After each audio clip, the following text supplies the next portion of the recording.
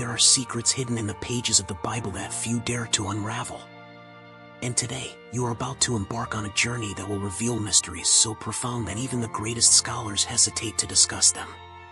Imagine a book written thousands of years ago, where each word, each sentence, carries a weight that transcends time. The 7 churches mentioned in Revelation are more than just ancient communities. They hold secrets about the destiny of humanity, about our future. Have you ever wondered what these messages really mean? What is hidden in these letters? Why, after centuries of study and interpretation, is there still so much to be discovered? Today, we will explore these mysteries. We will delve into an era of forgotten revelations, unveiling truths that directly impact today. The fall of Ephesus, the ordeal of Smyrna, the deception of Pergamum. Each of these churches has something to teach us, something that was written not only for the Christians of that time, but also for the Christians of that time. But for you, right now, in this moment.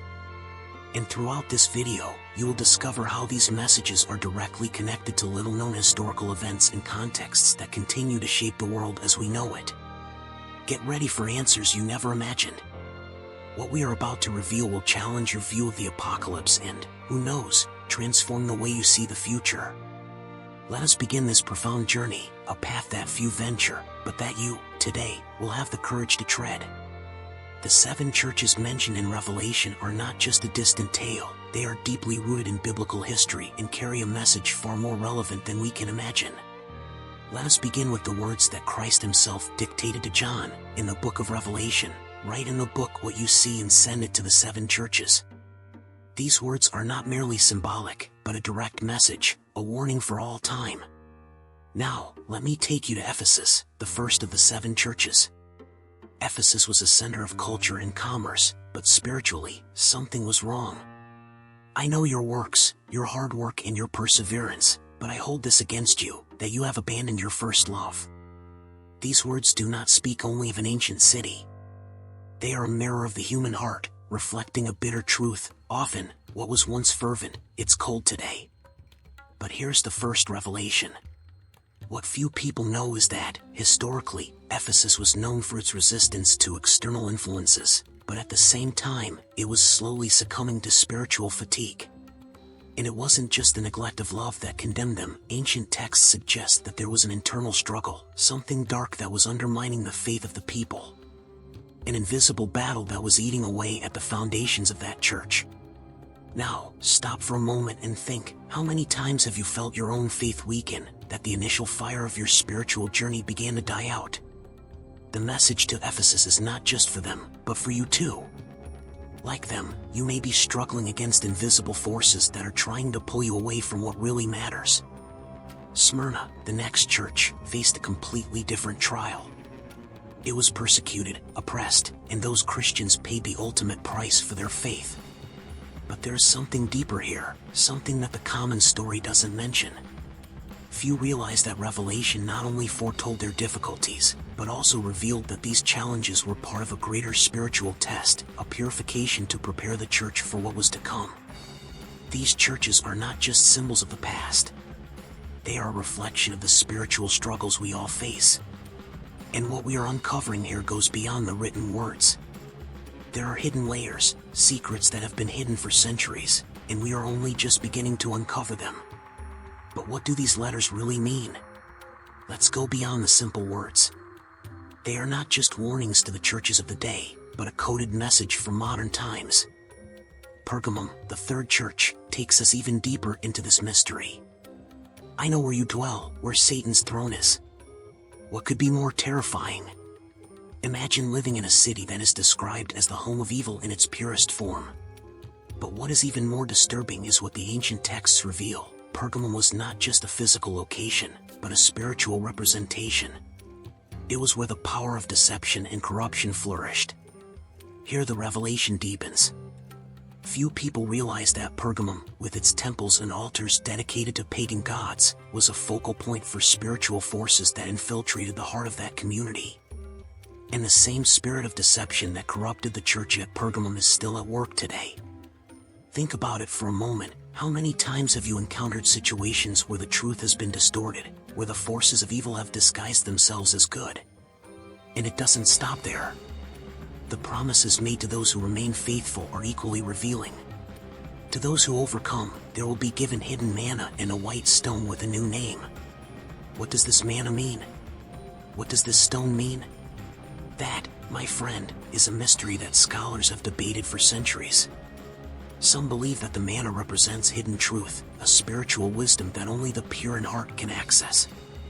Others see the white stone as a symbol of redemption and a new identity given by God.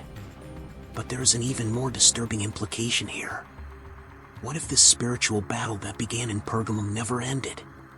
What if these forces are still at work in the shadows, shaping world events and manipulating the destinies of entire nations? Could what we are seeing around the world, the corruption, the deception, the despair, be a reflection of the same spiritual battle that began thousands of years ago? The letters to the churches are not just lessons from the past, they are living warnings for the present. The world around us may be being shaped by these unseen forces that are at work just as they were at work in Pergamum. And you, today, are part of that battle, whether you know it or not. But here's the real shocker. What most people don't know is that the power of Pergamum, this throne of Satan, was not destroyed over time. In fact, it simply changed form. The spiritual forces that corrupted the city did not disappear, they adapted. And here's the twist, these same influences may be at work now, in places we never imagined. Why do so many modern leaders, societies, and even churches seem to succumb to the same cycle of deception and corruption? The answer may lie in the hidden spiritual roots planted centuries ago in places like Pergamum. Think about it, the patterns are the same. Evil masquerades as light, truth is distorted, and those who should protect the faith are often the first to stray. And here's something to challenge your perception. Lucifer's true power was not completely destroyed with his fall. Many believe that the fall condemned him to oblivion, but ancient texts suggest otherwise. Lucifer, after his ouster, began a new operation, a continuing influence over humanity, not as the prince he once was, but as the master of illusions, weaving his webs of deception in every generation. Now consider the impact of this. What if the messages to the churches were not just warnings, but clues, guides to help us recognize these forces at work? The deception of Pergamum, the trials of Smyrna, the coldness of Ephesus.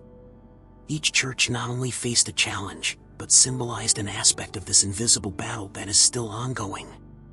At this very moment, the forces that were at work in Pergamum may be working in subtle ways in our daily lives, challenging us to see beyond appearances, to discern the truth amid the layers of falsehood that surround us. Perhaps what was said to these ancient churches is a mirror for us today. And it is at this point that the revelation deepens even further. What many people don't know is that there are little explored Bible verses, hidden among the most popular lines, that offer us clues about the true plan of these unseen forces. When Christ addresses the church in Thyatira, he speaks of a woman named Jezebel. This figure is not just symbolic, she represents a spiritual corruption that has been allowed to thrive within the church itself. Now here's the most intriguing point. This Jezebel mentioned in the letters is seen as a prophetess who deceives, seduces, and alienates God's servants. But the second revelation, which few dare touch, is that Jezebel is not just a person, she is a spirit of deception that continues to operate in the world to this day. Scripture warns us of this influence, but most people ignore its presence. What is most frightening is that this connection between the fallen angels and modern events, which many are unaware of, is intimately linked to the way this spirit of Jezebel operates. The fallen angels, cast out of heaven, have not ceased their operations. They infiltrate human systems, institutions, minds. And this spirit of Jezebel, well, it finds its way into the most unexpected places, not just churches, but systems of power, politics, culture.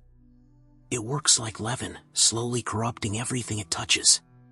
Do you begin to see the connection? The messages to the churches were not just isolated warnings, they were a kind of spiritual roadmap, a warning about forces that are still at work today. Jezebel, the deceiving spirit, continues to lure people away from truth, from genuine faith, using sophisticated, often imperceptible tactics. And now, at this moment, you may be asking yourself, how does this affect me? How could these unseen forces be shaping my life without me even realizing it? The answer is shocking and uncomfortable, but absolutely essential if we are to resist and discern these influences in our own lives. Let's dig deeper. So far, you have seen how unseen forces worked in the ancient churches, how the spirit of Jezebel corrupted and deceived. But there is something even more disturbing that we need to explore, the connection between these mysteries and the historical events that shaped the world. Have you ever wondered why some of the greatest catastrophes, wars, and falls of empires seem so charged with something deeper, something almost supernatural?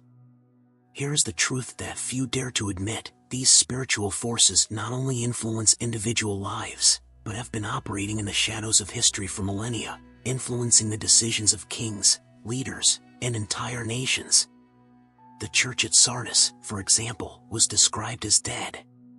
Imagine that, an entire community spiritually inert, living only in appearance. But what is shocking is that Sardis, historically, was also a center of moral decay and political corruption. This was no coincidence. Ancient documents suggest that, just as Jezebel corrupted spiritually, Sardis represented the height of social and political corruption, a reflection of what happens when evil forces act behind the scenes.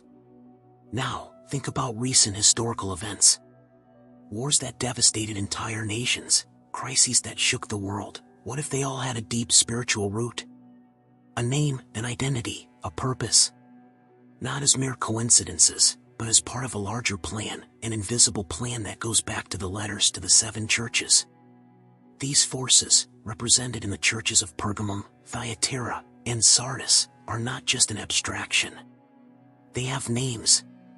They have identities. And most terrifying of all, they have a clear purpose: to corrupt, deceive, and destroy. Evil, in its purest form, does not act in obvious ways. It hides in the little things, in the subtleties, in the daily choices that seem insignificant. And this is where the reality becomes even more personal. What appears to be a simple life choice may, in fact, be an ongoing spiritual battle. What you are facing is not just an internal struggle, but an influence that comes from far beyond your comprehension. The same spirit that was at work in Sardis, that brought spiritual destruction and death, may be at work all around you, influencing your decisions, leading you away from the truth, and shaping the world in which you live. And now we come to an even deeper revelation. If what has been said so far has seemed unsettling, brace yourself, because Lucifer's plan for modern times is darker than most could imagine. What you need to understand is that everything that has been mentioned so far, the churches, the spirits of deception, the historical events, are just fragments of a much larger picture. Lucifer did not fall and disappear. He and his fallen angels not only influence the past and present, but they have an agenda for the future. Revelation is not just a distant vision of destruction and judgment, but a warning of how these unseen forces are already shaping the world we live in. And here is the third revelation: Lucifer's true plan is absolute dominion, not just over systems and nations, but over the hearts and minds of people. But how does this apply to you? How can these forces be shaping your daily life without you even realizing it? Think about the little distractions, the choices you make without thinking, the subtle temptations that come your way. They may seem harmless, but the spirit of deceit is cunning. It does not come with horns and tails. It presents itself in attractive forms, disguised as light, comfort, success. And so it begins to shape your decisions, day after day, without you realizing the web that is being woven around you. Now, reflect for a moment.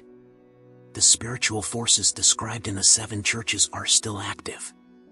They have not disappeared with time. Just as Jezebel seduced the church in Thyatira, just as Pergamum confronted Satan's throne, these influences are still lurking, waiting for the right moment to act. And perhaps they are already closer than you think. The real battle is not fought only in distant places or in grand historical events. It is fought in every decision you make, in every temptation you face, in every choice between what is right and what is easy. And Lucifer's plan is simple: to make you believe that none of this matters, that your choices are insignificant. But this is the most dangerous lie of all. So the question remains, how can these invisible forces be shaping your life without you even realizing it? But these invisible forces do not affect only the masses or the great powers. They touch individual lives in ways that often seem so subtle, so personal, that they almost go unnoticed. And this is where the stories of real people, testimonies of spiritual battles lived in everyday life, come to life. Imagine someone fighting a silent battle. A woman whose life seemed normal was gradually enveloped by a darkness she could not explain. It all started with small decisions, giving into a temptation here, ignoring a conviction there. But over time, she realized that something deeper was at play. She wasn't just dealing with ordinary life challenges. This was a spiritual struggle, an invisible force trying to pull her away from the truth, from the light. This woman, who had lost her direction, began to notice strange patterns in her life. The difficulty she faced, the distractions that kept her from her faith, seemed to be connected. And then, in a moment of despair, she found clarity. As she reflected on the letters to the 7 churches, she realized that the same forces that were acting on them were acting on her life. She was living the deception of Jezebel, the spirit of Pergamum, the coldness of Sardis. And she wasn't alone. How many people around the world, perhaps you, are facing invisible battles that seem common but are actually reflections of these spiritual forces? How many times have you felt that there is something bigger behind the daily challenges you face? That the temptations, the fears, the distractions are more than just the circumstances of modern life? These testimonies of people who have faced and overcome their spiritual battles show us that there is hope. They discovered that by recognizing these influences and fighting them with faith, they could regain control of their lives. They understood that by identifying the enemy's strategies, they could resist and win. And now, the inevitable question, can you also recognize these battles in your own life? Can you see where these invisible forces are trying to divert your journey, to pull you away from the light, to make you lose your purpose? We are approaching the crucial point of this journey. So far, we have seen how these invisible forces operate in the shadows, influencing the history and personal lives of each of us. But now, get ready, we are about to unveil the most important part of this mystery. The tension is about to reach its peak. Everything we have discussed so far leads to a single climax. The real spiritual battle is not in the distant future or in events that will happen one day. It is happening right now, all around you, at this very moment. And what is even more shocking, you are part of this battle, whether you know it or not. With every choice you make, with every decision, you are contributing to one side or the other. The letters to the 7 churches are not just warnings for the past, they are maps for the present. You've heard before. But what does this really mean for your life? What we're about to reveal goes beyond superficial understanding. The forces that corrupted Ephesus, Pergamum, Thyatira, and all the others are still active. The battle is not over. Lucifer's plan, the workings of the spirit of Jezebel, Satan's throne in Pergamum, all of these are part of an ongoing war for your soul, your mind, and the fate of this world. And here's the big revelation, this spiritual war is not something that's building up to a final showdown. It's happening right now, in the small and large decisions, in the conflicts you face every day. The letters to the churches, these hidden messages, are not just instructions for resisting evil, but an urgent wake-up call. The real spiritual battle is happening right now, in your heart, in your home, at your workplace, in your relationships. Have you ever stopped to think about the decisions you have made today, and what they might represent in the bigger picture? The truth is that the world around us is not just a physical, political, or economic battlefield. There is something much deeper, something that the eyes cannot see but that the hearts feel. Now is the time to open your spiritual eyes and see what is happening beyond the surface. We are at the climax of this revelation, and the next choice you make could be decisive in this invisible battle. The question that remains is, are you prepared for what is happening around you? Now that we have reached the climax of this revelation, it is time to understand what all this means for you. The letters to the 7 churches were not written simply to warn us of ancient dangers. They are spiritual guides for today, and what you do with this knowledge is crucial. The spiritual battle around us is real, but there is hope. The same letters that warned of deception, corruption, and indifference also bring a promise of redemption and victory. He who has an ear, let him hear what the Spirit says to the churches. This is the key. It's not just about seeing the evil around us, but about listening to the voice of the Spirit, who calls us to watchfulness, faith, and action. And this is where your role comes in. It's not enough to just know the enemy, you must also prepare for the fight. The letters are about overcoming. Each church has been given a promise to those who persevere. To those who overcome, the crown of life will be given. But how can you protect yourself from these unseen forces that try to corrupt your faith, your life, your purpose? First, you need to be vigilant. The letters are about staying awake, about not falling into the spiritual slumber that took hold of Sardis. Ask yourself, are you spiritually awake? Are you alert to the signs, the influences around you? Or are you allowing distractions, fears, and temptations to pull you away from your path? Second, you must strengthen your faith. There is no battle that can be won without faith. Faith is the most powerful weapon we have against these unseen forces. If the churches in Smyrna and Philadelphia withstood their trials, it was because they kept their faith intact, even in the face of immense persecution. You too can overcome, but you need to strengthen that faith daily, with prayer, vigilance, and trust in the truth.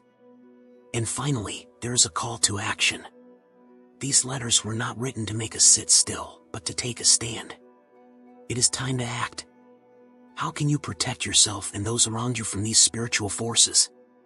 The answer lies in living according to the truth that has been revealed. Make decisions that reflect your faith. Be aware of the unseen battles in your life, and above all, keep seeking the truth. The message of hope is clear: evil can be defeated. Victory has been promised to those who persevere. And just as the 7 churches faced their challenges, so too can you endure, overcome, and win. This battle is not the end, it is a call for you to be strengthened, guided, and protected by the light that shines even in the darkness. Now, the choice is yours. Will you ignore these signs, continue to believe that everything is just coincidence, or will you wake up, be vigilant, and prepare for the battles that lie ahead?